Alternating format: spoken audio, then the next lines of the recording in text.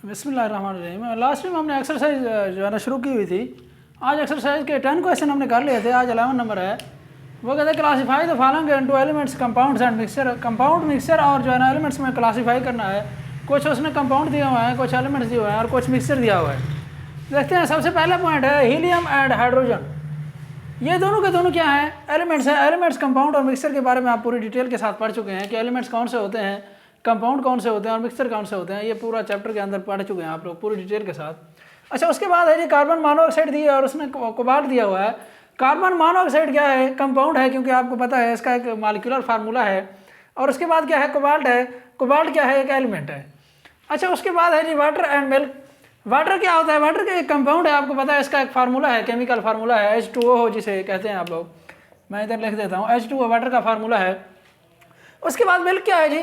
Milk एक mixture है। इसके अंदर काफ़ी सारी जो है ना शुगर भी होती है, वाटर भी होता है एंड सो ऑन। मुख्तलिफ जो है ना मुख्तलिफ कंसनट्रेशन में और होते हैं।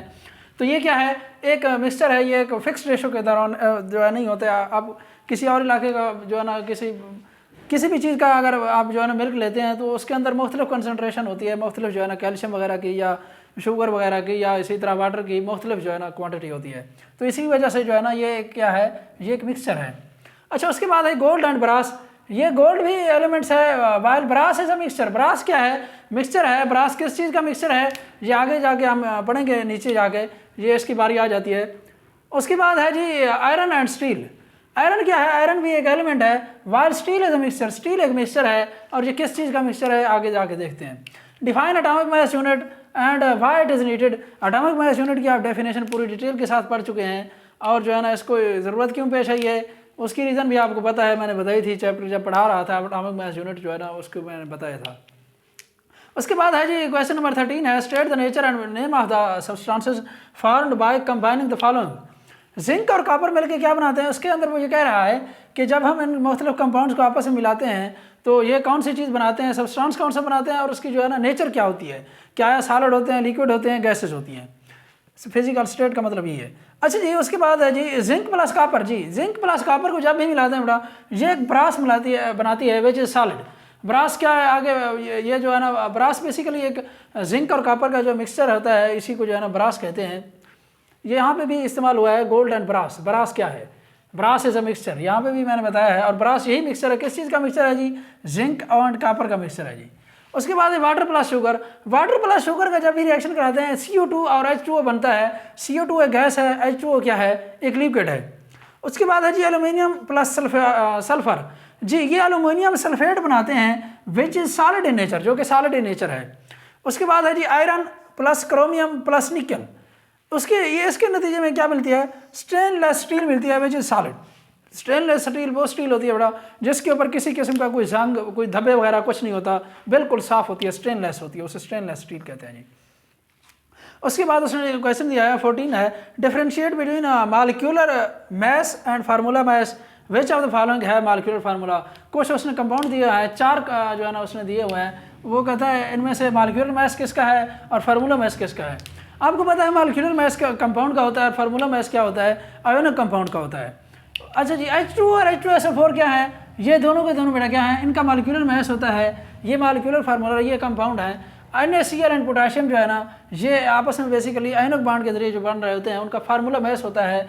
उनका जो है ना मॉलिक्यूलर मास नहीं होता, उनका फार्मूला मास होते हैं। ये NaCl भी क्या है? ये आयनिक बॉन्ड से बन रहा होता है, ये एक आयनिक कंपाउंड है। पोटाशियम आयोडाइड भी एक आयनिक कंपाउंड है, आयनिक बॉन्ड से बन रहा होता है, इसीलिए इनका क्या है? फार्मूला मास है, ना कि मॉलिक्यूलर मास है। उसके बाद एक 15 है which one has more atoms 10 gram of aluminium और 10 ग्राम ऑफ आयरन। उसने दो जो है ना एलिमेंट्स दिए हुए हैं। वो कहता है किन की जो है ना किन के अंदर एटम्स की मिकदार ज़्यादा है। जी सबसे पहले आपको पता होना चाहिए कि नंबर ऑफ एटम्स किस चीज़ के इक्वल हैं। नंबर ऑफ एटम्स होते हैं मोल मल्टीप्लाइड बाय Na, जिसे एवोगैड्रो नंबर कहते हैं। ये मैंने जब 4 फार्मूलाज बताए थे, मैंने कहा था कि यही 4 जो है ना बार बार यूज़ होंगे। आगे भी चारों के चारों जो न्यूमेरिकल हैं वो इसी के ऊपर बेस करेंगे। Number of moles multiplied by Na। मोल किस चीज़ के बराबर होता है? हमें मोल भी नहीं दिए गए। मोल होता है मास ओवर मोलर मास के।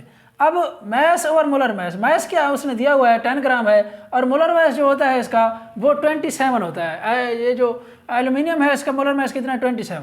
आगे मल्टीप्लाइड में किस चीज़ से करना है? Na से, जिसकी वैल्यू कितनी होती है, कांस्टेंट वैल्यू है 6.02 इंटू 10⁻23। तो इसके नतीजे में जब भी हम इसको मल्टीप्लाई डिवाइड करेंगे तो ये आंसर आ जाता है 2.2 इंटू 10⁻23 एटम्स। उसके बाद ये number of atoms of 10 gram of iron.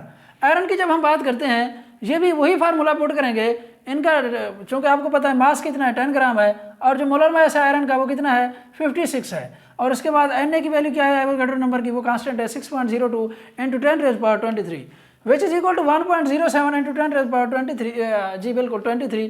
तो आप देखें ये वैल्यू ज़्यादा है, ये वैल्यू ज़्यादा है, ये है 2.2, ये है 1.07। तो इसका मतलब है ये वैल्यू ज़्यादा है। Aluminium 10 gram of aluminium has more atoms than 10 gram of iron. ये उसका आंसर है। ये आपको डिटेल के साथ लिखना पड़ेगा, अदरवाइज़ वो जो है ना नंबर नहीं देगा आपको। मैं इसको दोबारा रिकॉल करता हूँ। हेलियम और हाइड्रोजन जो है ना बोथ के बोथ एलिमेंट्स हैं। कार्बन मोनोऑक्साइड दिए हुए, एक चीज़ का ख्याल रखिएगा ये ऑक्सीजन बड़ा है, ये जो है ना ऑक्सीजन को शो कर रहा है, ये कोबाल्ट नहीं है। CO ये कोबाल्ट की साइन है, CO छोटा है, स्मॉल है वो। तो आप देखें ये कैपिटल लेटर हैं दोनों के दोनों। कार्बन भी जो है ना वो भी, ये CO जो है ना कार्बन मोनोऑक्साइड है basically, which is compound while CO is element. Water और मिल्क की जब बात करते हैं, वाटर का केमिकल फार्मूला है आपको पता है, वाटर एक कंपाउंड है और जो मिल्क है ये क्या है, मिक्सचर है basically. Gold and brass, gold क्या है, एलिमेंट है, आपको पता है गोल्ड एक एलिमेंट है। और इसके बाद जो है ना ब्रास क्या होता है, ब्रास मिक्सचर है। और किस चीज़ का मिक्सचर है, अभी हमने पढ़ा है, ये जिंक और कापर का मिक्सचर है जो कि ब्रास बनाता है। आयरन एंड स्टील क्या होती है जी, आयरन जो है ना एलिमेंट है, वाइल जिसका साइन क्या होता है, आयरन का साइन होता है Fe, आयरन होता है। एंड स्टील क्या है, स्टील एक मिक्सचर है। और स्टील किस चीज़ का मिक्सचर है, आपने अभी स्टेनलेस स्टील पढ़ी, आयरन क्रोमियम निकल का जो है ना ये क्या है, मिक्सचर है। उसके बाद डिफाइन एटॉमिक मास, ये पढ़ चुके हैं आप लोग। स्ट्रेंथ नेचर ऑफ सब्सटेंस, अच्छा इनके आपने बताया है अभी भी, उसकी वो कहता है कि ये सब्सटेंस कौन से बनाते हैं जब ये इन एलिमेंट्स को हम कंबाइन करते हैं, और उनकी नेचर क्या होती है, सॉलिड होते हैं, लिक्विड होते हैं, गैसेस होते हैं। जिंक कापर को मिलाया ब्रास बन गया जो कि सॉलिड होता है। वाटर शुगर को मिलाया कार्बन डाइऑक्साइड एंड H2O बन गई, जिनमें से कार्बन डाइऑक्साइड गैस है और H2O क्या है, लिक्विड है। इसी तरह एल्यूमिनियम सल्फर को मिलाया, एल्यूमिनियम सल्फेट बन गया जो कि सॉलिड है। आयरन क्रोमियम निकल स्टेनलेस स्टील बनाते हैं।